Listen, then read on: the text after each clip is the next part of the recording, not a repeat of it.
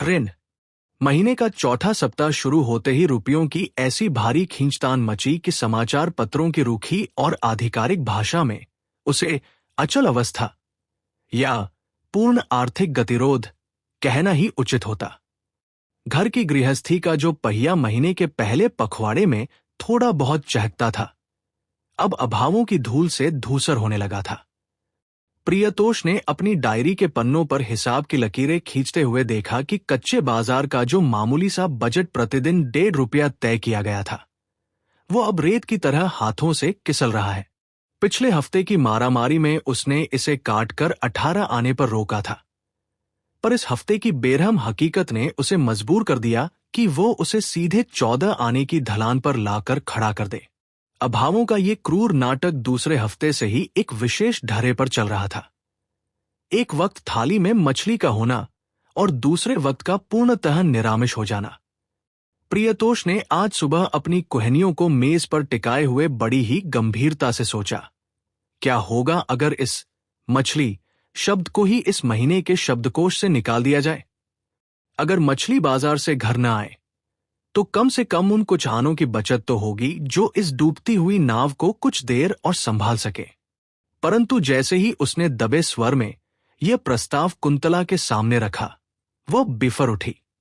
उसने अपनी आंखों में एक अजीब सी तलखी भरकर कहा, अगर मछली काटना चाहते हो तो फिर मेरा एक काम करो, आज से तुम खुद यहां रसोई के पास खड़े होकर बच्चों को खाना खिलाओ। मैं अपनी आंखों से उनका वो उतरता हुआ चेहरा नहीं देख पाऊंगी। घर में दूध की एक बूंद नहीं है, घी का नामो निशान नहीं है। दिन भर की मशक्कत के बाद बेचारे बच्चों के हिस्से में बस मछली के वे 2 नन्हे से टुकड़े आते हैं, और अगर तुम्हारी ये मितव्ययता उन्हें भी निगल लेगी तो फिर इस घर में बचेगा ही क्या? बिंतु और मीनू को भोजन कराना वाकई प्रियतोष के लिए किसी बड़ी कूटनीतिक चुनौती से कम नहीं था। मछली के बिना उनके गले से भात का एक ग्रास भी नीचे नहीं उतरता था। कुंतला की अपनी स्थिति तो और भी विडंबनापूर्ण थी। वो खुद किसी दिन मछली खाती थी और किसी दिन केवल दाल भात पर गुजारा कर लेती थी। वो अक्सर अपने हिस्से के उस छोटे से टुकड़े को भी बीच से तोड़कर आधा कर देती और उसे बड़ी सावधानी से ढककर रख देती ताकि रात के भोजन में बच्चों की थाली सूनी न रहे। पर क्या प्रियतोष का त्याग कुंतला के ममता भरे बलिदान से कम था? वो अपनी थाली में जब मछली का टुकड़ा देखता तो उसे अपराधी जैसा महसूस होता। वो बड़ी चालाकी से उस टुकड़े को ढेर सारी तरकारी और चावलों के नीचे ऐसे दबा देता जैसे वो वहां था ही नहीं, और चुपचाप उसे कटोरी के कोने में छोड़ आता। जब कुंतला की पैनी और मर्मभेदी नजरें उसकी इस चोरी को पकड़ लेती तो वो भीतर तक जल उठती। उसे लगता कि प्रियतोष अभावों का मुकाबला करने के नाम पर अपनी देह को सुखा रहा है। प्रियतोष का पूरा जीवन ही जैसे एक नपेतुले गणित का हिस्सा था। उसका एकमात्र विलास था दिन भर के 2 भोजन के उपरांत 2 सस्ती सिगरेट पीना। पर महीने के आखिरी 7 दिनों की मार उसके इस सुख को भी छीन लेती थी। वह सिगरेट की संख्या घटाकर 1 पर ले आता।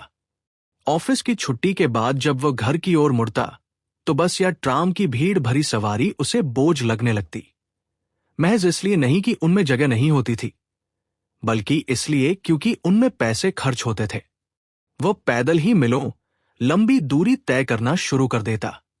यदि रास्ते में कोई सहकर्मी या पुराना परिचित उसे पैदल मार्च करते देख लेता और रुककर कारण पूछता तो प्रियतोष एक दार्शनिक सी फीकी मुस्कान बिखेरता और कहता, भाई, अपनी गाढ़ी कमाई के पैसे खर्च करके उस पसीने से लथपथ भीड़ में धक्के खाने से तो कहीं ज्यादा सुखद यह है कि बिना एक भी कौड़ी खर्च किए सड़क की इस खुली और स्वच्छंद भीड़ को अपने कंधों से धकेला जाए।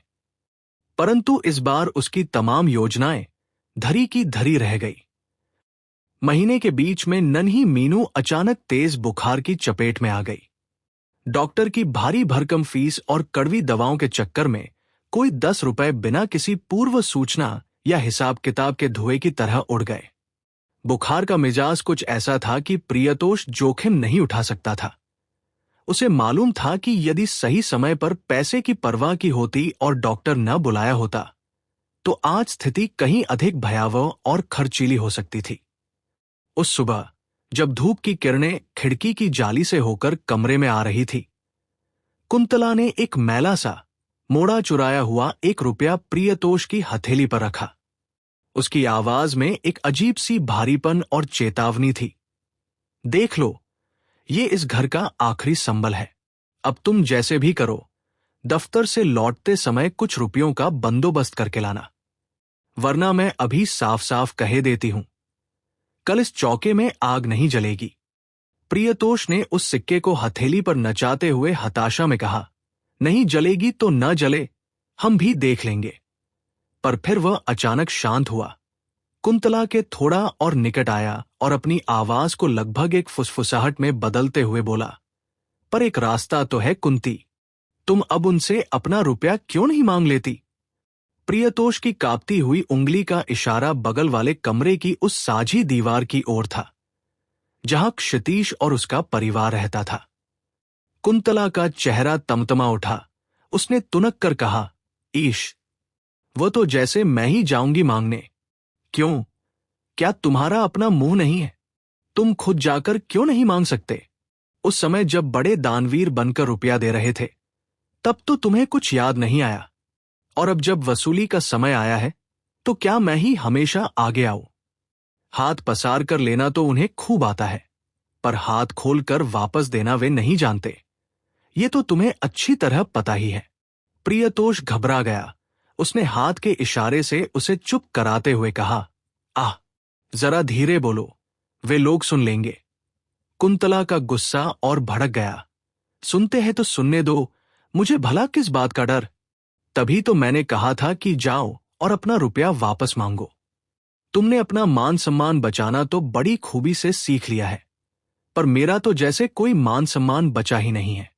प्रियतोष ने एक गहरा और गंभीर चेहरा बनाया और दृढ़ता से बोला, अच्छा, ठीक है, मैं ही मांगूंगा। तुम्हें अब और कुछ कहने या मांगने की आवश्यकता नहीं है। सच तो यह था कि इशारों इशारों में और बातों को घुमा फिरा कर प्रियतोष पहले भी कई बार कोशिश कर चुका था, लेकिन क्या मजाल कि क्षितीश या उसकी पत्नी सर्वानी के कान पर जू तक रेंग जाए। वे दोनों जैसे कोई संकेत समझना ही नहीं चाहते थे। न समझने की उनकी यह विलक्षण क्षमता वाकई हैरान कर देने वाली थी। पर अब प्रियतोष के सामने संकट यह था कि एकदम स्पष्ट और नग्न भाषा में रुपया मांगा भी कैसे जाए। वह जानता था कि मांगने पर भी कुछ मिलने वाला नहीं है, और ऊपर से जो थोड़ी बहुत मान मर्यादा बची है, वह भी बीच बाजार नीलाम हो जाएगी। देने के समय तो प्रियतोष ने बिल्कुल बिना मांगे ही वो रुपया क्षितीश को उधार दिया था। क्षितीश उसका सबसे निकटतम पड़ोसी था, जिसे अंग्रेजी में नेक्स्ट डोर कहते हैं, और वह दरवाजा भी किसी बगल के मकान का नहीं, बल्कि बगल के कमरे का ही था। 2 मंजिले मकान के ऊपरी हिस्से में मकान मालिक विधु बाबू स्वयं अपने परिवार के साथ वैभव से रहते थे। भूतल के 2 कमरों के किराएदार थे, क्षितीश और प्रियतोष। दोनों के भाग्य में बस एक एक सोने का कमरा और एक एक रसोई घर आया था। नल साझा था, हौस साझा था, यहां तक कि शौचालय और छत भी एजमली यानी साझी थी। एक ही रस्सी पर दोनों परिवारों के वस्त्र, धोती, कुर्ता, साड़ी, शेमीज, कमीज और पैंट साथ साथ सूखते थे। सुबह होते ही उसी संकरी गली से लुंगी पहनकर, बदन पर बनियान चढ़ाए और पैरों में चप्पल चटकाते हुए दोनों मित्र साथ साथ बाजार के लिए निकलते थे। दोनों के बाएं हाथ में खाली थैला होता और दाहिने हाथ की 2 उंगलियों के बीच जलती हुई बीड़ी दबी रहती थी। राशन की दुकान पर भी स्थिति अलग नहीं होती थी। एक ही कतार में 2-3 थैले हाथ में लिए हफ्ते में कम से कम 1.5 घंटा दोनों एक दूसरे के कंधे से कंधा मिलाकर खड़े होते थे। 9:30 बजते बजते नाकमुंह में जैसे तैसे भात और तरकारी ठूंसकर दोनों एक साथ दौड़ते हुए बस का हैंडल पकड़ने भागते थे। कभी किस्मत अच्छी हुई तो भीतर घुस गए, वरना पूरे रास्ते फुटबोर्ड पर लटकते हुए ही ऑफिस की दहलीज तक पहुंचते थे। प्रियतोष सरकार और क्षितीश मजूमदार जाति से एक कायस्थ था और दूसरा ब्राह्मण, पर आर्थिक विषमता और जीवन के संघर्ष में दोनों का कुलीनता का स्तर बिल्कुल एक समान था। परंतु हाल के दिनों में उनके इस साझा जीवन के संतुलन में थोड़ा 19-20 का अंतर आने लगा था। पिछले 2-3 महीनों से क्षितीश की ऑफिस की तनख्वाह को लेकर बड़ी विसंगतियां पैदा हो गई थी। महीने का किराया, राशन का निश्चित दिन और बाजार का समय तो पूरी पाबंदी के साथ अपने तय वक्त पर आ रहे थे, पर ऑफिस की सैलरी ने जैसे सारे नियम तोड़ दिए थे। 7 तारीख की तनख्वाह सरकते सरकते 27 तक पहुंची और फिर 30 की लकीर पार करके अगले महीने की चौखट पर दस्तक देने लगी थी। इतना ही नहीं, कभी 60% तो कभी ठीक आधी तनख्वाह लेकर ही क्षितीश को घर लौटना पड़ रहा था। वह जिस ट्रांसपोर्ट कंपनी में अकाउंटेंट था, वह बैंक के फेल होने, बाजार की मंदी और कंपनी के डायरेक्टरों की अदूरदर्शिता के कारण डूबने के कगार पर खड़ी थी। सब कुछ अपनी आंखों से देख और समझकर भी क्षितीश चाहकर भी वो नौकरी छोड़ नहीं पा रहा था। आखिर जाए तो कहा जाए? ये सारी खबरें किसी न किसी माध्यम से प्रियतोष के कानों तक पहुंच ही जाती थी। हालांकि वह भरसक प्रयत्न करता कि उसे कुछ सुनाई न दे। बैंक की उसकी अपनी नौकरी बंधी बंधाई थी। 3 साल की निरंतर घिसाई के बाद वो 95 रुपए के मासिक वेतन पर पहुंचा था। पत्नी और बच्चों के दाने पानी और तन ढकने की चिंता में वो खुद हर वक्त बेहाल रहता था। ऐसे में पड़ोसी के अभावों और उनकी शिकायतों की ओर से अपनी आंखें फेर लेना और कानों में रुई ठूंस लेना ही आत्मरक्षा का एकमात्र रास्ता था। प्रियतोष खुद भी तो किसी चैन की बंसी नहीं बजा रहा था। तेल और कोयले के बढ़ते दामों को लेकर उसकी पत्नी के साथ हर दूसरे तीसरे दिन तीखी तकरार होती थी। यहां तक कि चीनी को लेकर आधी रात में पति पत्नी के बीच जो संवाद चलता था, उसका स्वाद चीनी जैसा मीठा तो बिल्कुल नहीं होता था। दाम्पत्य जीवन की वे वार्ताएं आजकल आदि रस, प्रेम के बजाय वीर और रौद्र रस की वजह से अधिक गर्मागर्म हो जाती थी। प्रियतोष को पता था कि दूसरे के चूल्हे की खबर रखकर कोई फायदा नहीं, बल्कि अपनी ही हड्डियां खूटने का डर रहता है। उसका समूचा अस्तित्व बस हिसाब की पटरियों पर ही रेंग रहा था। ऑफिस के लेजर में भी वही हिसाबों की दुनिया और घर लौटने पर भी वही हिसाब किताब की अंतहीन फुसफुसाहट। इतने कठोर और नपे-तुले जीवन के बावजूद पूजा के समय षष्ठी के पावन दिन प्रियतोष एक ऐसा बेहिसाबी काम कर बैठा जिसकी उसने खुद भी कभी कल्पना नहीं की थी। बाजार निकलने से पहले तो उसने अपने खर्चों का हिसाब बिल्कुल सटीक और संतुलित रखा था, पर बाजार की रौनक और बच्चों के चेहरों की चमक देखकर वो अपनी भावनाओं को संभाल नहीं पाया। पिछले साल तो कंपनी ने कम से कम 1 महीने का बोनस दिया था, पर इस बार मंदी का विलाप करते हुए उन्होंने केवल महीने की बंधी बंधाई तनख्वाह थमा दी और हाथ पीछे खींच लिए। लेकिन बच्चों के पूजा के कपड़ों और जूतों के मामले में तो पिता के हाथ पीछे नहीं खींचे जा सकते थे। विशेषकर तब जब कुंतला 7 दिन पहले से ही अगाध वात्सल्य और ममता की दुहाई लेकर उसे कचोटने के लिए कमर कसकर तैयार बैठी हो। खरीदारी की सूची तो घर पर ही बहुत पहले बन चुकी थी। बिंतु के लिए एक फैंसी हवाई शर्ट और मोजा जूता, और नन्ही मीनू के लिए रेशमी सिल्क की एक सुंदर सी फ्रॉक। प्रियतोष हंसकर अपनी पत्नी से कह रहा था, बच्चों की फरमाइशें तो पूरी हो जाएंगी, पर बिंतु और मीनू की मां के लिए इस बार मैं निर्जन घर में आधी रात को खाली हाथ ही आऊंगा। तब क्या होगा?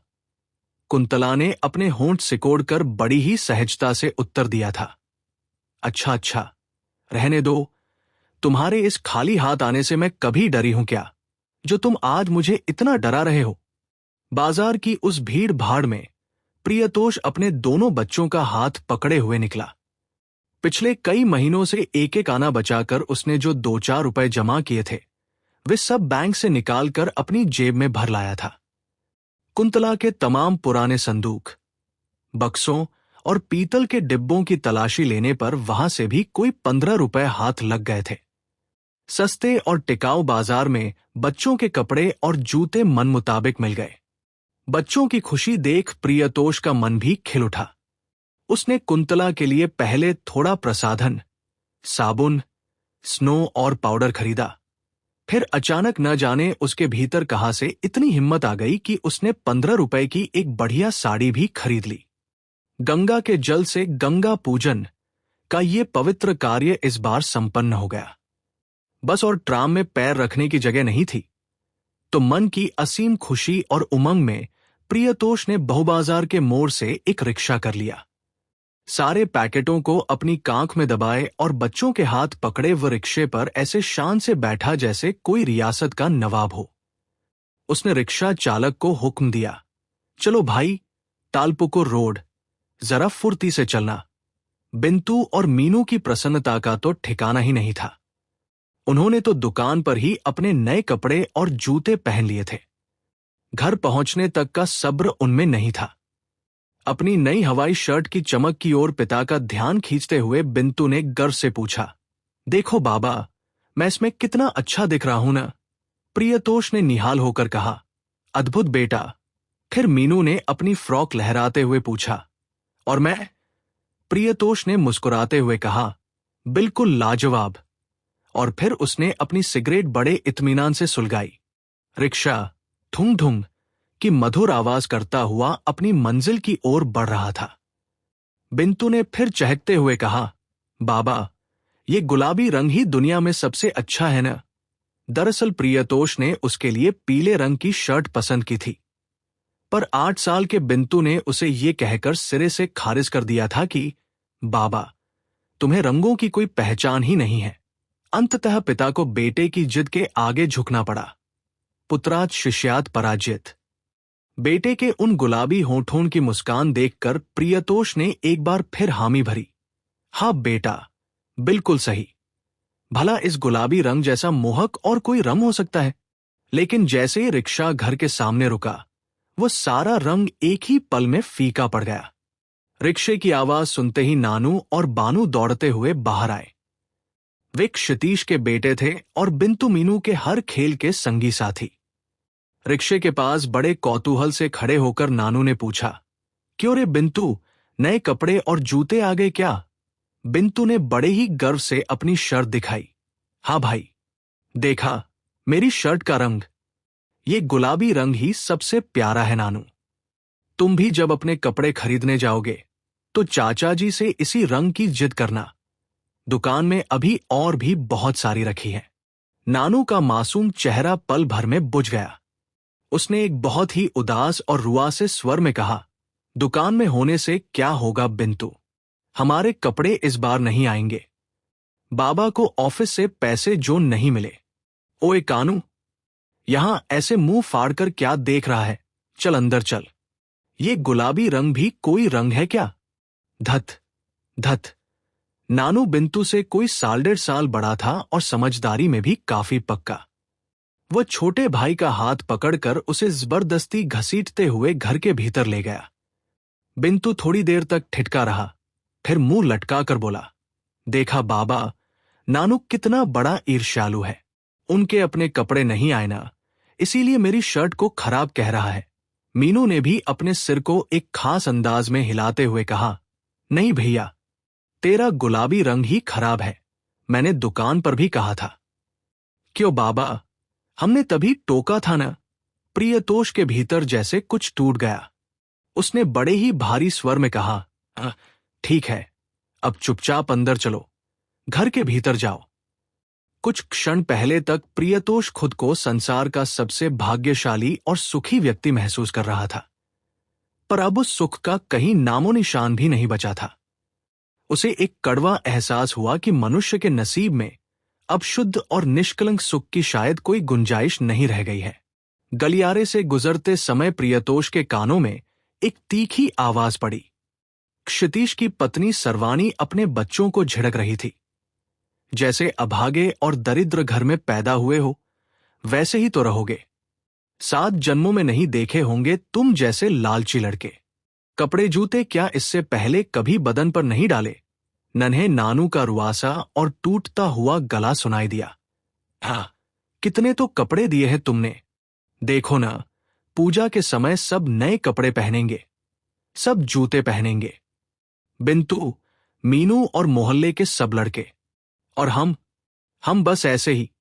रोने के तीव्र आवेग में नानू का गला जैसे पूरी तरह रूंध गया। सर्वानी का स्वर भी अब बदल गया था। उसमें अब क्रोध नहीं बल्कि एक गहरी बेबस विवशता थी। तो मैं क्या करूं बेटा? जैसा नसीब लेकर आए हो, जिस उजाड़ घर में जन्मे हो, वैसा ही तो होगा। वरना पूजा त्योहार के इन शुभ दिनों में कितने लोग अपनी कितनी साधे पूरी करते हैं।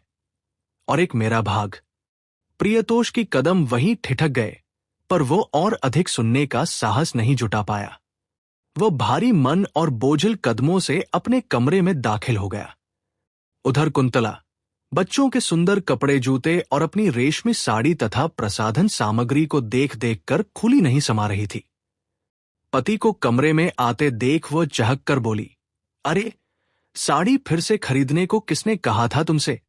जो पुरानी थी उसी से मेरा काम चल जाता।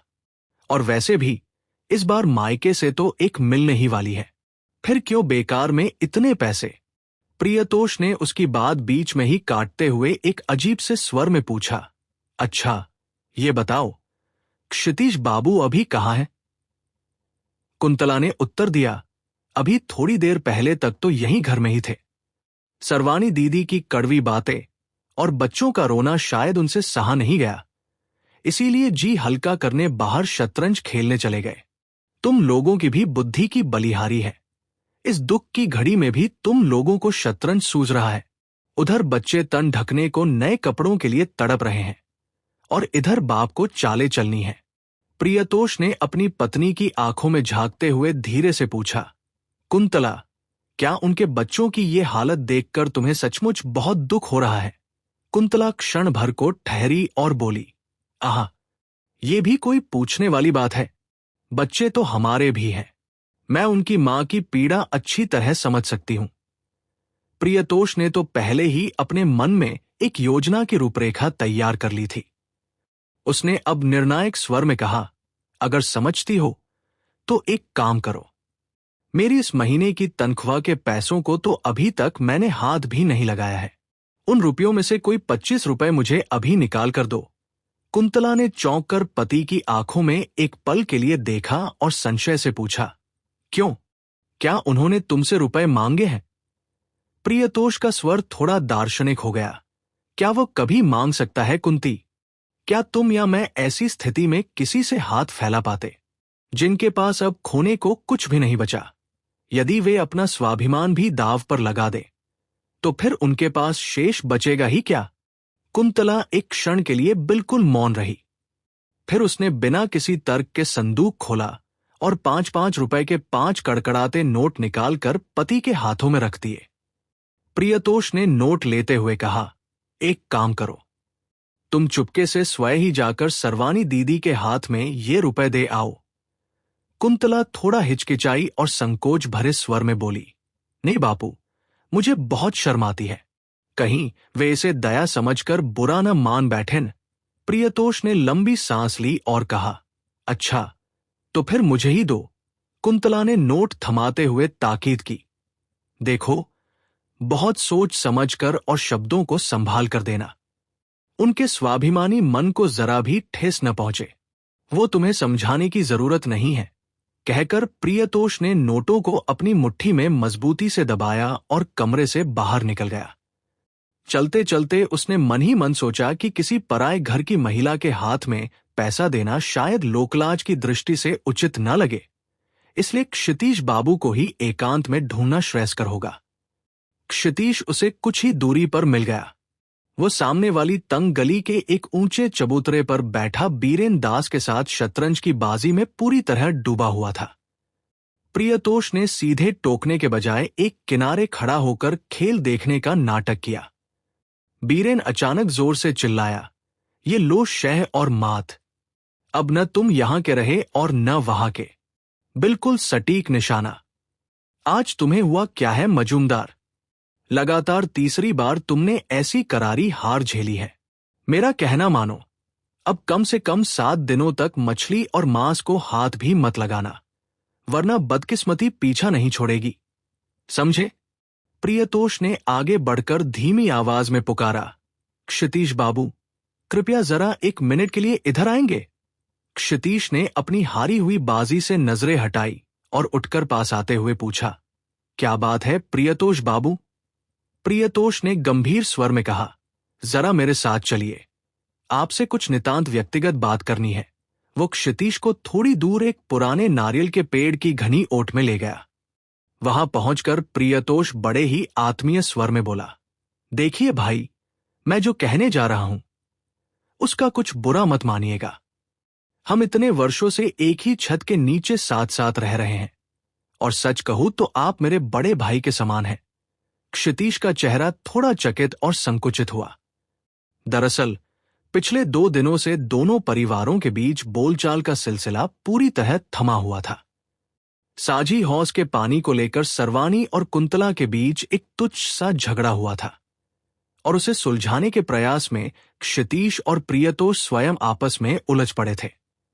क्षितीश ने गला साफ करते हुए कहा, वो तो है ही प्रियतोष बाबू, उम्र में मैं आपसे 2-3 साल बड़ा ही होऊंगा, पर ऐसी क्या बात है जो आप इतने असमंजस में? प्रियतोष ने थोड़ा थूक निगला और झिझकते हुए अपनी बात शुरू की। तभी कह रहा था कि मतलब हमारे बिंतु मीनू जैसे हैं, वैसे ही आपके नानू और कानू भी तो हमारे ही हैं। इन्हीं बच्चों की खुशियों के लिए तो हम सारा दिन पसीना बहाते हैं, वरना अपने लिए भला कौन इतना सिर खपाता है भाई। इसीलिए मेरा मन हुआ कि ये 25 रुपए आप अभी रख लें। प्रियतोष ने अपनी मुट्ठी खोली और नोटों को क्षितीश की ओर बढ़ा दिया। क्षितीश जैसे बिजली का झटका खाकर वहीं सुन्न रह गया। उसने अविश्वास से पूछा, इन रुपयों से क्या होगा? प्रियतोष का स्वर अब और भी गहरा और आत्मीय हो गया। क्या होगा मतलब भाई? क्या इन 25 रुपयों की कीमत आज के इस महंगाई के दौर में मैं नहीं समझता। बाजार तो मैं अभी अपनी आंखों से देखकर लौट रहा हूं। बच्चों के लिए 2 सुंदर हवाई शर्ट आपको 10 रुपए के भीतर ही मिल जाएंगी, और बाकी बचे रुपयों से भाभी के लिए कुछ। क्षितीश ने एक शब्द भी नहीं कहा। उसने बस एक बार बिल्कुल खामोशी से प्रियतोष की आंखों की गहराई में झांका। प्रियतोष ने उस दृष्टि को पढ़ा और उसे एक असीम शांति महसूस हुई। क्षितीश के मन में न तो कोई क्रोध था और न ही कोई द्वेष। उसकी आंखें धीरे धीरे कृतज्ञता के आंसुओं से भीगने लगी थी। क्षितीश ने कुछ कहना चाहा, पर आवाज लड़खड़ा गई। लेकिन प्रियतोष ने उसे बड़े प्यार से रोक दिया। नहीं दादा, आपका कोई भी, लेकिन पर आज मैं नहीं सुनूंगा। और इसमें संकोच की भला क्या गुंजाइश है? बैंक खुलते ही आपकी तनख्वाह का जो भी बकाया है वो तो आपको मिल ही जाएगा। वे आपकी गाढ़ी कमाई भला कितने दिन रोक कर रख सकेंगे? तब आप मुझे ये वापस दे दीजिएगा। इस महीने नहीं तो अगले महीने। आप इसकी बिल्कुल भी चिंता न करें। प्रियतोष ने लगभग जबरदस्ती उन नोटों को क्षितीश के रोएदार और खुरदरे हाथों में थमा दिया और उनकी हथेली को अपने दोनों हाथों से भींच लिया। उसने दृढ़ता से कहा, आप मुझे मना नहीं कर सकते दादा। आपको अपने छोटे भाई की ये बात माननी ही होगी। उसी पल प्रियतोष के हृदय में एक ऐसी अद्भुत और निश्चल प्रसन्नता का संचार हुआ जो उसे अपनी 15 रुपए की साड़ी या बच्चों के कपड़ों से भी नहीं मिली थी। अल्पभाषी और स्वाभिमानी क्षितीश शायद शब्दों में अपनी कृतज्ञता व्यक्त करना नहीं जानता था, पर उस क्षण उसके चेहरे की रेखाओं ने वो सब कह दिया जो हजारों शब्द नहीं कह सकते थे। अल्पभाषी क्षितीश भले ही शब्दों में आभार व्यक्त न कर पाया हो, पर उसकी कसर सरवानी और उसके बच्चों ने कुछ ही घंटों में पूरी कर दी। ठीक 2 घंटे बाद, जब दोपहर की धूप थोड़ी मध्यम हुई, नानू और कानू बिल्कुल नई और चमचमाती गुलाबी हवाई शर्ट पहनकर प्रियतोष के सामने आ खड़े हुए। उनके चेहरों पर जो निश्चल मुस्कान थी वो किसी भी इनाम से बड़ी थी। देखिए ना काका बाबू, हमारी नई शर्ट कैसी लग रही है? नानू ने अपनी कमीज का कोना पकड़कर गर्व से दिखाते हुए पूछा। प्रियतोष खिलखिलाकर हंस पड़ा। बहुत ही सुंदर, पर तुम दोनों तो बिल्कुल गुलाबी कमल की तरह खिल गए हो। पर एक बात तो बताओ, ये सारा माजरा क्या है? तुम सबको अचानक गुलाबी रंग से इतना मोह कैसे हो गया? नानू और कानू एक साथ चहक उठे। आपको नहीं पता काका बाबू, बाजार जाने से पहले बिंतु ने चुपके से हमारे कान में कह दिया था कि गुलाबी रंग की ही शर्ट लेना, क्योंकि वही सबसे बढ़िया होती है। क्यों बिंतु, है ना? बिंतु ने अपनी जीत पर मुस्कुराते हुए पिता की ओर देखा। प्रियतोष का मन भर आया। उसने लंबी सांस ली और बोला, ओह, तो ये बात है। तुम सब तो इन चटक रंगों में रंग गए और मैं ही बस एक बेरंग इंसान रह गया। जब बच्चे अपनी खुशियां बांटने वापस भागे तो सर्वानी धीरे से प्रियतोष के पास आई। उसके चेहरे पर एक अजीब सा संकोच और कृतज्ञता का मिलाजुला भाव था। उसने बहुत ही दबे स्वर में कहा, ठाकुर पो, देवर जी, इतनी विनम्रता दिखाने की अब कोई आवश्यकता नहीं है। जो आपने किया है वो बहुत है। प्रियतोष ने सहज भाव से उत्तर दिया, अरे भाभी, इसमें विनम्रता कहाँ देख ली आपने? मैं तो बस अपने मन की कह रहा था। अलग तरह के घोल जैसा रंग लेकर पैदा हुआ हूं। जो देखता है वही कहता है। सर्वानी अपनी हंसी रोक नहीं पाई। आपकी बातें भी ना। हाँ, क्या अफसोस जता रहे हैं? बाहर अलकतरा है तो क्या हुआ, अंदर तो जैसे आपने 7 रंगों का बड़ा भारी कारखाना खोल रखा है। वरना भला ऐसी रसभरी और मीठी बातें कोई साधारण इंसान कैसे कर सकता है? तभी कुंतला भी वहां आ पहुंची। माहौल थोड़ा हल्का हुआ तो उसने शरारत से कहा, बातों ही बातों में असली बात क्यों छिपा रही हो वाणी दीदी? जरा अपनी नई साड़ी तो लाकर दिखाओ। सर्वानी मुस्कुराई, दिखाती हूं बहन, दिखाती हूं। अभी तो 2 बातें ही की थीं कि तुम्हें जलन होने लगी। फिर वो भीतर गई और बड़े गर्व के साथ वो साड़ी निकाल लाई। क्षितीश खरीदारी के मामले में वाकई बड़ा मजा हुआ खिलाड़ी निकला। उन थोड़े से पैसों में ही वो अपनी पत्नी के लिए चौड़े कत्थी बॉर्डर वाली एक सुंदर सी मिल की साड़ी ले आया था। सर्वानी साड़ी के पल्ले को सहलाते हुए बोली, देखिए तो, ये भी क्या बात हुई? मेरे लिए ये सब तामझाम लाने की भला क्या आवश्यकता थी इस समय? कुछ देर बाद सर्वानी खुद एक कप चाय बनाकर ले आई। उसने प्याली बढ़ाते हुए पूछा, लीजिए देवर जी, जरा चक्कर देखिए तो, चीनी ठीक है ना? प्रियतोष ने चाय का घूंट लिया और हंसकर बोला, भाभी, जब आपके हाथ की बनी चाय मिल गई तो भला चीनी की कमी किसे खलेगी? पर इस असमय में चाय का कष्ट क्यों किया? सर्वानी ने तिरछी नजरों से प्रियतोष की ओर देखा और एक रहस्यमय मुस्कान बिखेरते हुए बोली, अब पी भी लीजिए। आप मर्द लोग भला कब वक्त बेवक्त की परवाह करते हैं? उस प्याली की मिठास और उन नजरों के पीछे जो अनकहा एहसास था, वो प्रियतोष से छिपा नहीं रहा। रुपयों का जिक्र किसी ने अपनी जुबान पर नहीं लाया, पर प्रियतोष को समझते देर नहीं लगी कि सर्वानी को सब पता चल चुका है। उसे एक गहरी संतुष्टि महसूस हुई कि उसके एक छोटे से कदम ने पड़ोस के उस उदास कमरे में फिर से रौनक लौटा दी थी। पूजा के वे दिन बड़े ही सौहार्द और मिलनसारिता के साथ बीते। उस छोटे से मोहल्ले में 3 अलग अलग जगहों पर सार्वजनिक दुर्गोत्सव की धूम थी। दोनों परिवारों ने मिलकर अपनी छोटी छोटी चिंताओं को ताक पर रखकर पंडालों की खाक छानी। बच्चों को हाथ पकड़े सर्वानी और कुंतला आगे आगे चलती और उनके पीछे पीछे क्षितीश और प्रियतोष दुनिया जहान की बातें करते हुए चलते। विजयादशमी के दिन जब विदाई की बेला आई तो दोनों पुराने दोस्तों ने एक दूसरे को बड़े ही भावुक अंदाज में गले लगाया।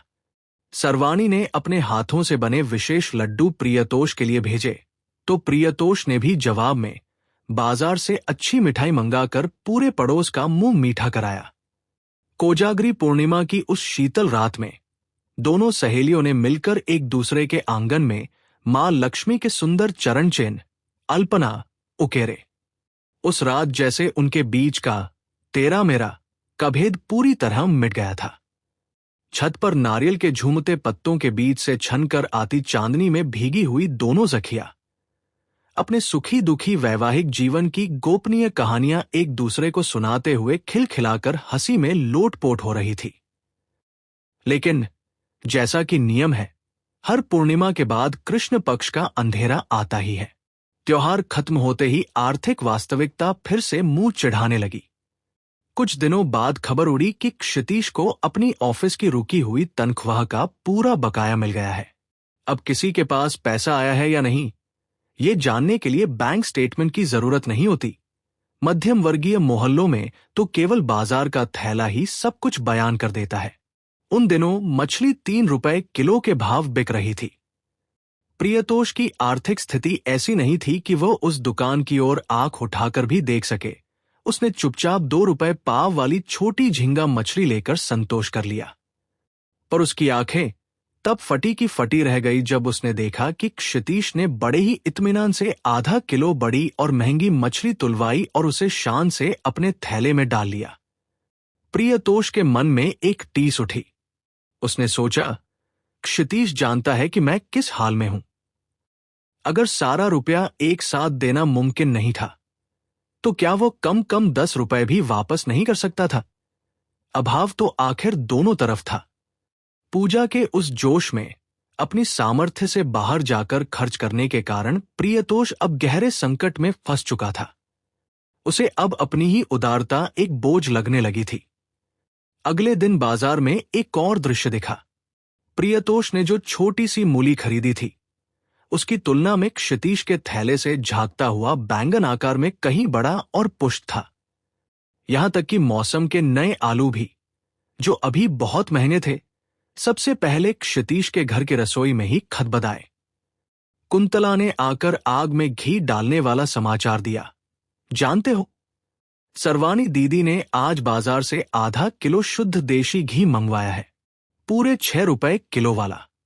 कह रही थी कि क्षितीश बाबू के कोई पुराने गायक मित्र आए हैं, तो भला उन्हें डालडा की बनी पूरियां खिलाकर अपनी नाक थोड़े ही कटवानी है। प्रियतोष को उस समय गहरी नींद आ रही थी, पर शुद्ध घी का नाम सुनते ही वह ऐसे चौंक कर उठ बैठा जैसे किसी ने उसे झकझोर दिया हो।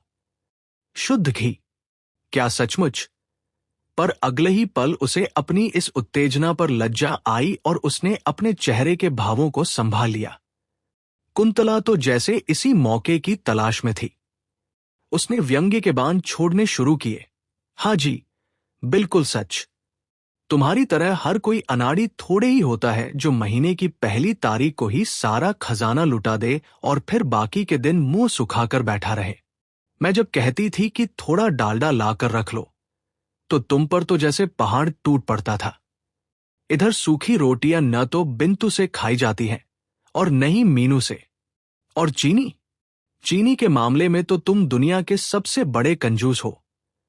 प्रियतोष ने कोई प्रतिवाद नहीं किया। उसने बस अपनी गर्दन झुकाई और धीमी आवाज में कहा, रुपया तो बहुत पहले ही हाथ से निकल चुका था, पर अब वो कमी खटकने लगी थी। किस मद में अधिक खर्च हुआ, ये न तो कुंतला ने प्रियतोष से खुलकर कहा और न ही प्रियतोष ने कुंतला को टोकने की हिम्मत की। पर वह अनकहा और भद्रजनों के बीच अकथ्य रहने वाला सत्य मन के भीतर खौलते हुए तेल की तरह बुदबुदा रहा था। अभावों और कड़वाहट का ये खिंचाव केवल प्रियतोष के कमरे तक सीमित नहीं था। वो दीवार पार करके बगल वाले कमरे में भी अपनी पैठ बना चुका था। आखिर मनुष्य अपनी बात केवल मुख से ही तो नहीं कहता। आंखों की तिरछी चितवन, चलने का अंदाज और यहां तक कि शरीर से निकलने वाली मन की तल्ख गंध भी सब कुछ बयान कर देती है। क्षितीश और सर्वानी को अब कुछ भी समझने में देर नहीं लग रही थी। एक दोपहर क्षितीश अपनी हथेली पर सिर टिकाए गहरी अर्थ चिंता में डूबा था कि सर्वानी आकर उसके पास खड़ी हो गई। उसने गंभीर स्वर में कहा, देखो, पहले मैं इन पुरानी बातों पर विश्वास नहीं करती थी, पर अब अपनी आंखों से देख रही हूं तो मानना ही पड़ रहा है। क्षितीश ने झुंझलाकर सिर उठाया। अब ये इन और उन का चक्कर क्या है? मेरा तो अब दुनिया की हर चीज से विश्वास उठ चुका है। जरा भूमिका छोड़ो और साफ साफ कहो कि कहना क्या चाहती हो। डांट सुनकर सर्वानी जरा भी विचलित नहीं हुई। उसे जैसे अंतर्मन से एहसास हो गया था कि उसका विश्वास और क्षितीश का अविश्वास मूलतः एक ही धरातल पर खड़े हैं। उसकी बातों से क्षितीश क्रोधित नहीं, बल्कि सहमत ही होगा। सर्वानी अपने पति के और भी निकट आई और अत्यंत आत्मीय, रहस्यमय स्वर में बोली, मेरी मां हमेशा कहती थी कि मनुष्य की आंखों में भी विष, जहर होता है। पहले मुझे लगता था कि ये सब अंधविश्वास है, पर अब मुझे अपनी हड्डियों में महसूस हो रहा है कि ये सच है। क्षितीश के होठों पर एक अजीब सी कड़वी मुस्कान उभरी। आंखों में विष। तुम्हें ये ज्ञान अचानक कैसे प्राप्त हुआ? सर्वानी ने फुसफुसाते हुए कहा, उस दिन जब मैंने बाजार से वो शुद्ध घी मंगा कर रखा था। तब कुंतला ऐसी ललचाई और जलती हुई नजरों से उसे देख रही थी कि मैं तभी समझ गई थी कि कुछ न कुछ अनिष्ट जरूर होगा। देख लेना, उसी रात पूरियां खाने के बाद से ही नानू और कानू दोनों का पेट बुरी तरह खराब है। क्षितीश ने उसे टोकने की कोशिश की। छे, ऐसी बातें मत करो सर्वानी। उन्होंने मुसीबत के समय हमारी निस्वार्थ मदद की थी। उस उपकार को इतनी जल्दी मत भूलो। मुंह से तो क्षितीश ने यह कह दिया, पर सच तो यह था कि बाजार से लौटते समय प्रियतोष के ताकने का वो विशिष्ट अंदाज उसकी अपनी आंखों के सामने भी बार बार तैर जाता था। वह दृष्टि कोई सामान्य दृष्टि नहीं थी। प्रियतोष की उन आंखों में एक मौन पर अत्यंत मुखर सवाल लिखा होता था। क्षितीश, तुम मेरे पूरे 25 रुपए के कर्जदार हो, और जब तक तुम वह कर्ज पाई पाई करके चुकता नहीं कर देते, तब तक तुम्हें इस संसार में एक दिन भी अच्छी मछली खरीदने का कोई नैतिक अधिकार नहीं है। तुम्हें बाजार की नई और महंगी तरकारी छूने का हक नहीं है। तुम्हें अपनी बीड़ी त्याग कर शौक से एक सिगरेट सुलगाने का अधिकार नहीं है। यहां तक कि यदि बस के सेकंड क्लास में भारी भीड़ भी हो, तब भी तुम्हारे भीतर इतनी हिम्मत नहीं होनी चाहिए कि तुम फर्स्ट क्लास की ओर कदम भी बढ़ा सको। नहीं, क्षितीश को अब लगने लगा था कि मन की दुर्बलता में आकर प्रियतोष से वह ऋण लेकर उसने अपने जीवन की सबसे बड़ी भूल कर दी है। ऐसे क्षुद्र महाजन के साथ एक ही छत के नीचे हर पल गुजारना अब उसके लिए असंभव होता जा रहा था। पड़ोसियों से कभी उधार न लेना क्षितीश के जीवन का अटूट सिद्धांत था, पर अब उस सिद्धांत के टूटने की सजा उसे हर घड़ी मिल रही थी। सर्वानी ने फिर उसे झकझोरा, सिर्फ यहां बैठकर आकाश पाताल की सोचने से काम नहीं चलेगा। उनका वो कर्जा अब जैसे भी हो उतार दो। हर समय उनके सामने ऐसे अपराधी की तरह सिर नीचा करके रहना मुझे अब जरा भी अच्छा नहीं लगता। क्षितीश ने विवशता में हाथ फैलाए। तो दे क्यों नहीं देती? आखिर जो भी रुपया मैं कमा कर लाता हूं, लाकर तुम्हें ही तो सौंपता हूं। सर्वानी तुनक कर बोली, आहा, जैसे आप तो हजारों रुपए लाते हैं और मेरे बक्सेती जोरिया नोटों से भरे पड़े हैं। ऑफिस से हफ्ते दर हफ्ते मन्नतें मांग कर जो 10-15 रुपए लाते हैं, वह तो राशन और बाजार की आग बुझाने में ही स्वाहा हो जाते हैं। उन रुपयों में भला एक पैसा भी इधर उधर करने की गुंजाइश बचती है क्या, जिससे मैं उनका पुराना उधार चुका सकूं? बात तो कड़वी थी पर सच थी। फिर भी ऐसा नहीं था कि रुपया हाथ में आने पर क्षितीश ने प्रियतोष के 25 रुपए लौटाने के बारे में न सोचा हो। उसने सोचा था कि कम से कम 10 रुपए तो दे ही दे, भले ही एक हफ्ता बाजार न हो पाए। उसकी पत्नी और बच्चे भले ही नमक चावल खाकर गुजारा कर ले, पर कम से कम उसका खोया हुआ मान सम्मान तो वापस मिल जाए। परंतु व्यावहारिक रूप से यह संभव नहीं हो पाया। इसके अतिरिक्त किश्तों में कर्ज चुकाना क्षितीश के अहंकार के विरुद्ध था। कुल 25 रुपए ही तो थे। उसने सोचा था कि जैसे एक साथ लिए थे, वैसे ही एक मुश्त वापस करके ही वो अपनी इज्जत की रक्षा करेगा। कभी कभी उसके मन में यह भी विचार आता कि किसी और से मांगकर प्रियतोष का कर्ज उतार दे, पर वह नया व्यक्ति कौन था जिसके आगे वो हाथ फैलाता? संबंध बचाए रखने के लिए पुराने मित्रों के ही उधार अब धीरे धीरे वापस करना अनिवार्य हो गया था। उनमें से दो एक ने तो अब मुंह खोलकर तगादा करना भी शुरू कर दिया था। दूसरे महीने के तीसरे हफ्ते में प्रियतोष के धैर्य का बांध भी पूरी तरह टूट गया। एक दोपहर मकान मालिक की पत्नी मंदाकिनी और कुंतला एक साथ साझा स्नानघर बाथरूम में घुसी। उनकी बातचीत की आहट पाकर सर्वानी दबे पांव दरवाजे के बाहर ठिठक गई और कान लगाकर सुनने लगी। कुंतला की तल्ख आवाज सुनाई दी, लोकलाज भी कोई चीज होती है दीदी। वो शर्म और हया जो लोग अपनी आंखों से धोपोंछ कर बिल्कुल साफ कर लेते हैं, उनकी फिर संसार में कोई हार नहीं होती। मेरा बच्चा इतने दिनों तक बिस्तर पर बीमार पड़ा रहा, डॉक्टर और दवाओं में न जाने कितना रुपया पानी की तरह बह गया। पर किसी ने एक बार भी मुंह खोलकर ये नहीं पूछा, दीदी तुम लोग कैसे गुजारा कर रहे हो? किसी चीज की जरूरत तो नहीं है? सर्वानी उस दिन पूजा के लिए खरीदे गए ठंडे खुशबूदार तेल का थोड़ा सा बचा हुआ हिस्सा सिर पर मलकर नहाने आई थी। उस तेल से शरीर तो शीतल हो गया था, पर कुंतला के इन शब्दों ने उसके मस्तक के भीतर जैसे आग लगा दी। कुंतला के बाहर निकलते ही सर्वानी स्नानघर के भीतर घुसी। मंदाकिनी के कपड़े धोना तब तक समाप्त नहीं हुआ था।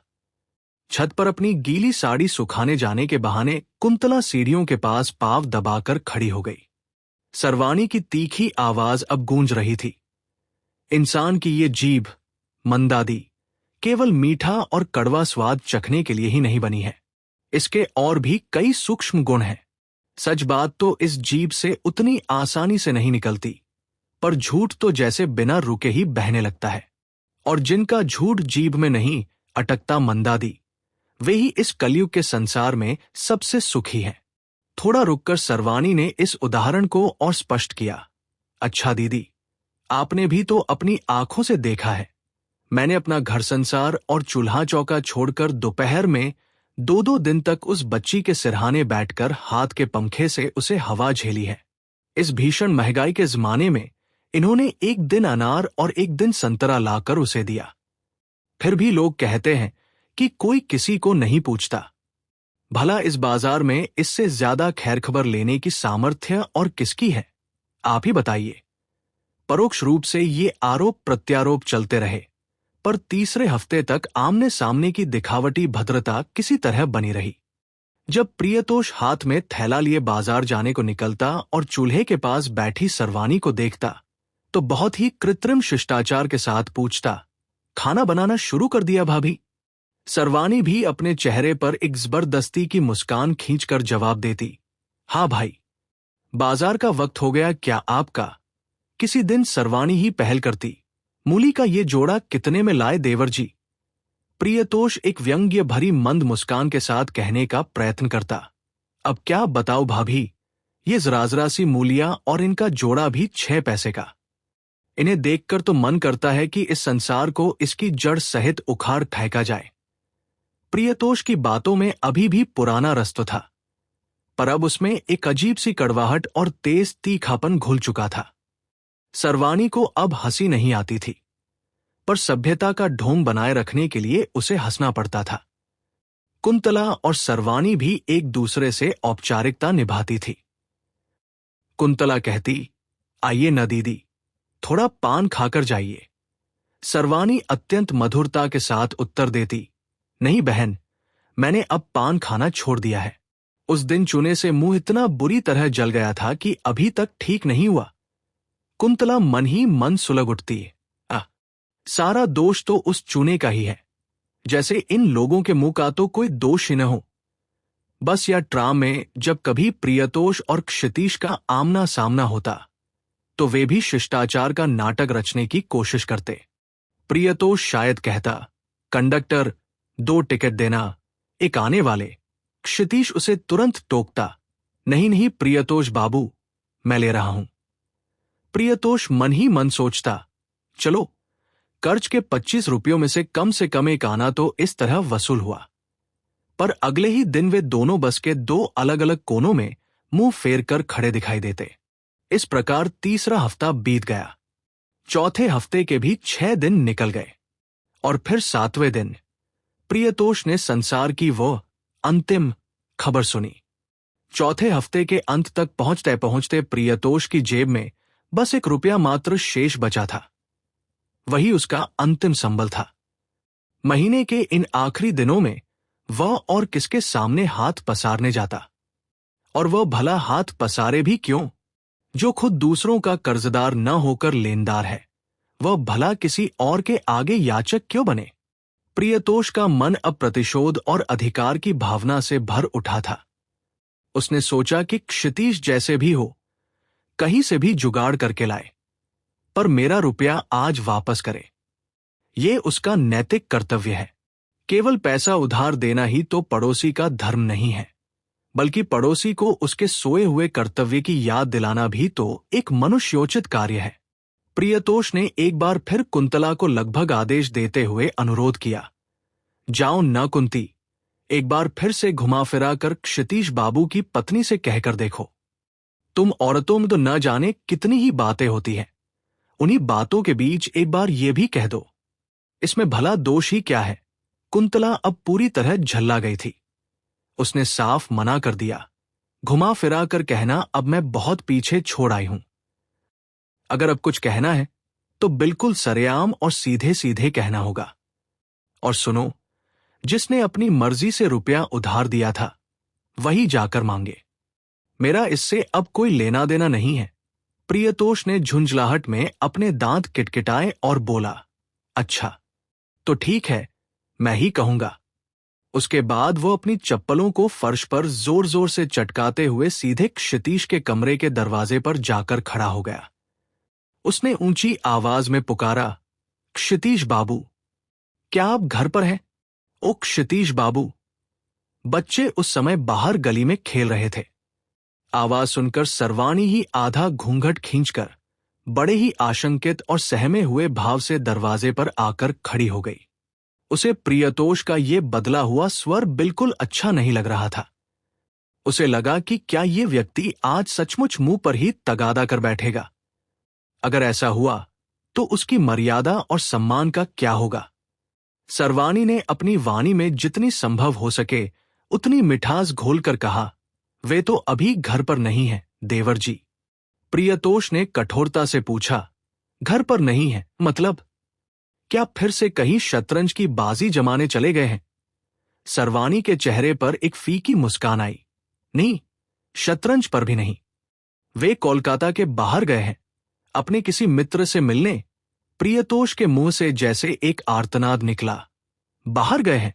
इस वक्त घूंघट को संभालने के प्रयास में वो थोड़ा और ऊपर सरक गया। सर्वाणी ने उसी कृत्रिम मधुरता के साथ कहा, हाँ देवर जी, कुछ विशेष कार्य से निकले हैं। बोल कर गए हैं कि बस 2 दिनों के भीतर लौट आएंगे। प्रियतोष क्षण भर के लिए बिल्कुल जड़ और निस्तब्ध होकर रह गया। उस पूरे मोहल्ले में सर्वाणी सबसे सुंदर बहू मानी जाती थी। 2 बच्चों की मां होने के बावजूद उसकी देह की बनावट में वैसी ही कसावट और आकर्षण था। हंसते हुए वह और भी मनमोहक लगती थी, पर इस समय उसकी वो हंसी प्रियतोष के रोम रोम में आग लगा रही थी। उसे लगा कि क्षितीश ने उसे पहले ही ताड़ लिया था और इसीलिए वो बिना कुछ कहे सुने खिसक गया है। शतरंज के उस मंझे हुए खिलाड़ी ने आज एक ही चाल में प्रियतोष को मात दे दी थी, पर प्रियतोष इतनी आसानी से हार मानकर लौटने वाला इंसान नहीं था। भले ही वह शतरंज की चालें न जानता हो, पर उसे बिसात उलट देना जरूर आता था। जो लोग स्वयं शिष्टाचार की मर्यादा नहीं समझते, उनके साथ भद्रता का ढोंग रचना उसे कायरता लगने लगा था। उसने एक बार फिर सर्वाणी को अपनी तीखी और भेदने वाली नजरों से देखा।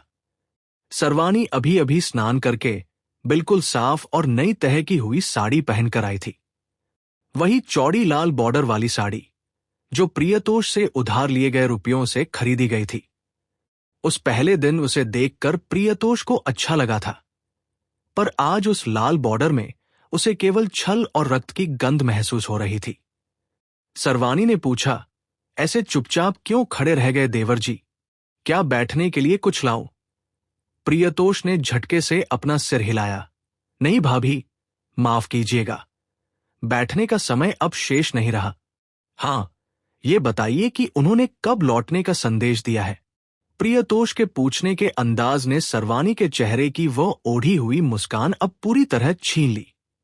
उसे एहसास हुआ कि अब ये व्यक्ति औरत होने की लिहाज नहीं करेगा और शायद मुंह पर ही कह देगा, जैसे भी हो, अभी के अभी मेरा रुपया निकालो। पर आज सर्वाणी के पास देने को कुछ भी नहीं था। प्रियतोष ने दोबारा वही सवाल दागा, वे कब लौटेंगे? सर्वाणी ने कांपते हुए स्वर में वही दोहराया, बस 2 दिनों में लौट आएंगे।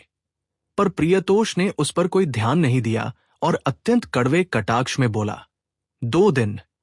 काफी लंबी यात्रा पर निकल गए हैं वे। पर मुझे तो उनसे आज ही बहुत जरूरी काम था भाभी। अब सरवानी के भीतर का डर जैसे समाप्त हो गया। उसे लगा कि जो कहना था प्रियतोष ने अब स्पष्ट कह ही दिया है। अब और साफ भला क्या होगा। वह भी अब व्यंग्य के साथ मुस्कुराई और बोली, इतनी ही अधिक आवश्यकता थी तो सुबह जल्दी ही आ जाते। वे कोई छिपकर तो नहीं गए हैं, बिल्कुल दिन के उजाले में अच्छी धूप खिलने के बाद ही घर से निकले हैं। प्रियतोष ने एक क्षण उसे जलती हुई नजरों से देखा और मुड़कर वापस जाते हुए बुदबुदाया, वे दिन में जाएं या रात में, अब इससे क्या फर्क पड़ता है, और वैसे भी उनके होने से ही भला क्या हो जाता। प्रियतोष अभी अपने कमरे की ओर बढ़ा ही था कि सरवानी ने पीछे से ऊंची आवाज में पुकारा, देवर जी, जरा रुकिए, मेरी एक बात सुनते जाइए। न जाने सरवानी के मस्तिष्क में क्या चल रहा था, पर ऐसा लगा जैसे उसे अचानक कोई गुप्त रास्ता मिल गया हो। प्रियतोष वापस उसकी ओर मुड़ा और रूखेपन से बोला, कहिए, क्या बात है? सरवानी ने पूछा, क्या आपको सचमुच रुपयों की बहुत सख्त जरूरत है? प्रियतोष ने अब थोड़ा रुककर और संयत होकर कहा, मतलब मुझे क्षितीश बाबू से इसी सिलसिले में काम था। सरवानी के होठों पर अब एक निश्चिंत मुस्कान थी, पर वे तो अभी मिलेंगे नहीं। क्या आप मेरा एक छोटा सा काम कर देंगे? प्रियतोष ने पहले भी क्षितीश की गैरमौजूदगी में बाजार और राशन का काम संभाला था। आज उसने झुंझलाकर पूछा, क्या काम है? सरवानी ने अपने आंचल की गांठ खोली और उसमें से गिनकर 3 अठन्नियां, 2 आनी निकालकर प्रियतोष के हाथ में रख दी। प्रियतोष के विस्मय भरे चेहरे को देखकर वह बोली, कृपया एक फोन कर दीजिए। आपने विश्वंभर मुखोपाध्याय का नाम तो सुना ही होगा। सचिवालय में बहुत बड़े पद पर है। बालीगंज में उन्होंने अपना 3 मंजिला मकान बनवाया है। वे मेरे बहुत करीबी रिश्तेदार हैं। ये बात सरवानी ने बड़े ही गर्व के साथ कही। नंबर आपको डायरेक्टरी में मिल जाएगा। मेरा नाम लेकर कहिएगा कि क्षितीश घर पर नहीं है और मुझे उनसे बहुत ही जरूरी काम है। प्रियतोष ने फोन कर दिया। उसने मन ही मन सोचा, अगर इस तरह से काम बनता है तो क्या बुरा है। आखिर बात तो रुपयों की ही है। जैसे भी हो, बस मिल जाए। फोन पर उसने सरवानी की उस जरूरी जरूरत की बात को कुछ अधिक ही विस्तार और गंभीरता के साथ बताया। उधर से विश्वंभर बाबू ने आने की सहमति दे दी। उन्होंने कहा कि वे शाम के समय स्वयं आएंगे। ऑफिस की छुट्टी थी, इसलिए प्रियतोष सारा दिन घर पर ही रहा। उसने देखा कि सरवानी के कमरे में अचानक एक बड़ी हलचल मच गई है। नानू और कानू दौड़ दौड़ कर दुकान से न जाने क्या क्या सामान लेकर आए। पाव भर शुद्ध घी आया, कुछ सुगंधित मसाले आया और 2-3 ताजे अंडे भी आए। सरवानी ने सबको सुनाते हुए कहा कि विश्वंभर बाबू को अंडों के बने पकवान अत्यंत प्रिय है। इस घर में अंडे तो शायद साल में 1-2 बार ही आते थे, पर विश्वंभर के लिए ये रोजाना की बात थी। सरवानी को ऐसा महसूस हो रहा था जैसे विश्वंभर की वह सामर्थ्य उसकी अपनी ही रईसी हो, क्योंकि वो उसका सगा न सही पर अपना तो था। उस दिन घर के भीतर एक अजीब सा उत्साह और तनाव व्याप्त था। जो कमरे कल तक अभावों की धूल से धूसर थे, वे आज अचानक किसी बड़े उत्सव की तैयारी में चमक उठे थे। प्रियतोष और कुंतला के बीच जो कड़वाहट थी, वह भी अब विश्वंभर बाबू के आने की प्रतीक्षा में कहीं दब गई थी। रसोई घर से अंडों और गरम मसालों की खुशबू पूरे गलियारे में फैल रही थी। सरवानी ने कुंतला के पास जाकर बड़े ही अधिकार के साथ उनके घर का सबसे सुंदर चपटी वाला चाय का सेट और प्लेट का जोड़ा मांग लिया। कुंतला ने भी बिना किसी संकोच के सब दे दिया। सरवानी ने चहकते हुए कहा, कुछ ही घंटों की बात है बहन, शाम तक तुम्हारा सारा हिसाब कौड़ी कौड़ी चुका दूंगी। अब मैं और अधिक समय तक किसी की कर्जदार नहीं रहना चाहती। चाय का सेट मांगने के पीछे सरवानी का एक और गुप्त उद्देश्य भी था। वो कुंतला को ये दिखाना चाहती थी कि विश्वंभर मुखोपाध्याय जैसे बड़े लोग केवल उसके घर आते हैं। कुंतला ने भी हार नहीं मानी। उसने अपने घर की सफाई की, पूजा वाली साड़ी पहनी और बच्चों को साफ सुथरा तैयार किया। वह भी इस भव्य आयोजन का साक्षी बनना चाहती थी। सर्वानी के कमरे में तो जैसे कायाकल्प हो गया था। उसने प्रियतोष के कमरे से वो पुरानी लकड़ी की कुर्सी मंगवा ली, जो कभी किसी जमाने में पॉलिशदार रही होगी, पर अब खटमलों का घर बन चुकी थी। सर्वानी ने संदूक की तह से अपने कुंवारे दिनों का बुना हुआ सुंदर आसन निकाला और उस पर बिछा दिया ताकि कुर्सी की जर्जरता ढक जाए। कुंतला ने दबी आवाज में प्रियतोष से कहा, जरा ये दिखावा तो देखो, जैसे इनके घर साक्षात विधाता उतरने वाले हों। प्रियतोष ने शांत भाव से जवाब दिया, करने दो कुंती, उसे जो करना है करने दो, हमें बस हमारा रुपया वापस मिल जाए, यही काफी है। शाम ढलते ही गली के मोड़ पर एक बड़ी मोटर कार के आने का शोर हुआ। साथ ही एक विलायती कुत्ते के भौंकने की आवाज ने पूरे मोहल्ले का ध्यान अपनी ओर खींच लिया। सर्वानी खुशी से चिल्लाई, लीजिए, वे आ गए। सब लोग उत्सुकता में बाहर भागे। मोटर से एक रौबदार सज्जन उतरे। विश्वंभर बाबू ने प्रियतोष को गौर से देखा और झुंझलाकर पूछा, अजीब सा नंबर है आपके यहां का। 33 का डी ढूंढते ढूंढते आधा शहर छान मारा। क्या यही वो मकान है? प्रियतोष ने विनीत होकर जवाब दिया, जी हां सर, यही है। आइए, पधारिए। विश्वंभर ने अपनी भौहें सिकोड़ी, आपका घर? मैं तो क्षितीश के यहां आया हूं। आप उसके भाई हैं क्या? प्रियतोष ने हकलाते हुए स्पष्ट किया, नहीं सर, मैं तो बस पड़ोस वाले कमरे में रहता हूं। फोन मैंने ही किया था। विश्वंभर ने एक संक्षिप्त आईसी कहा और आगे बढ़े। गाड़ी से विश्वंभर बाबू के उतरते ही उनका कुत्ता जैक जोर जोर से भौंकने लगा। प्रियतोष और बच्चे डर के मारे पीछे हट गए। विश्वंभर बाबू मुस्कुराए, अरे आप लोग भी डर गए? देखिए ना, पट्टे से बांध रखा है। Behave yourself Jack. उन्होंने कुत्ते को पुचकारा और प्रियतोष के साथ अंदर की ओर कदम बढ़ाए। सफेद खद्दर की शानदार हवाई शर्ट और मुंह में सधा हुआ पाइप। विश्वंभर बाबू का व्यक्तित्व उस जर्जर मकान में किसी विदेशी अजूबे जैसा लग रहा था। उन्होंने मुख्य द्वार पर सिर झुकाकर प्रवेश किया और चिढ़कर बोले, क्या अजीब और सड़े हुए पैटर्न के घर हैं इस इलाके में? इसे तुड़वा क्यों नहीं देते? इससे साफ और हवादार तो बस्तियां होती हैं। भीतर पहुंचते ही कच्ची नली और सीलन की जो दुर्गंध आई, उससे विश्वंभर बाबू का दम घुटने लगा। उन्होंने अपनी जेब से रेशमी रुमाल निकाला, पर सर्वानी को बुरा न लग जाए, इसलिए उसे नाक पर नहीं रखा। सर्वानी ने उनका आदर सत्कार किया, उन्हें उस आसन वाली कुर्सी पर बिठाया। क्या बहुत जरूरी काम था सबू? विश्वंभर ने सीधे मुद्दे की बात पूछी। सर्वानी ने आड़ से कुंतला और प्रियतोष की ओर देखा और बोली, आप पहले जलपान कीजिए जीजाजी, फिर इत्मीनान से बताऊंगी। विश्वंभर बोले, आज बहुत जल्दी में हूं। मुझे श्याम बाजार के एक आईसीएस अफसर से मिलने जाना है। फिर भी तुम्हारी याद आई तो रुक गया। सर्वानी ने बड़ी मेहनत से बनाए हुए अंडे के पकवान और चाय उनके सामने रख दी। विश्वंभर ने बस नाम मात्र को चखा और बोले, अरे अब पहले जैसी भूख नहीं रही, पेट भी अक्सर साथ नहीं देता, अब बस स्मृतियां ही मधुर बची है। उन्होंने चाय का एक घूंट पिया और चेहरे पर एक हल्की सी विरक्ति आई, जो सर्वानी से छिपी नहीं रही। 8:15 बज चुके थे। विश्वंभर बाबू जाने के लिए उठ खड़े हुए। सर्वानी उन्हें छोड़ने के लिए मोटर तक गई।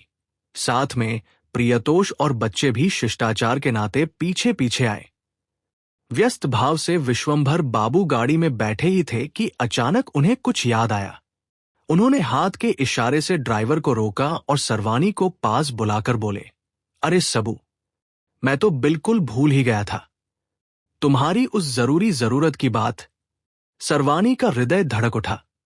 प्रियतोष, ड्राइवर और मोहल्ले के कुछ लोग वहीं खड़े थे।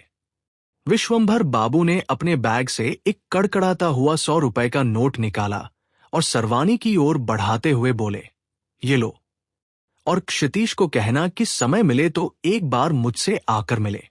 उस क्षण सर्वानी के भीतर का स्वाभिमान जैसे अचानक जाग उठा। उसने देखा कि प्रियतोष की आंखें उस नोट पर टिकी थी। सर्वानी ने उस नोट को पकड़ने के लिए अपना हाथ आगे नहीं बढ़ाया। उसने बड़े ही शांत और दृढ़ स्वर में कहा, आज रहने दीजिए जीजाजी, वैसे भी आपको बहुत देर हो रही है। फिर कभी सही। विश्वंभर बाबू ने एक पल उसे गौर से देखा, फिर बोले, ठीक है, जैसे तुम्हारी इच्छा। गाड़ी स्टार्ट हुई और धूल उड़ाती हुई गली के बाहर निकल गई। प्रियतोष वहीं जड़ खड़ा रहा। उसका वह 25 रुपया अब भी उस लाल साड़ी के बॉर्डर में अटका हुआ था। सर्वानी ने उसकी ओर देखा और एक मध्यम रहस्यमय मुस्कान के साथ कहा, देवर जी, आइए भीतर आइए। अंडों की इतनी सारी चीजें अब भला मैं अकेली कैसे खाऊंगी? अकेले खाने से तो पेट सह भी नहीं पाएगा। प्रियतोष भी एक खोखली हंसी हंसा और बोला, अकेली खाने आपको दही कौन रहा है भाभी? अगले ही पल प्रियतोष, कुंतला और सर्वानी की उस कृत्रिम हंसी और ठहाकों से वो छोटा सा कमरा एक बार फिर गूंज उठा।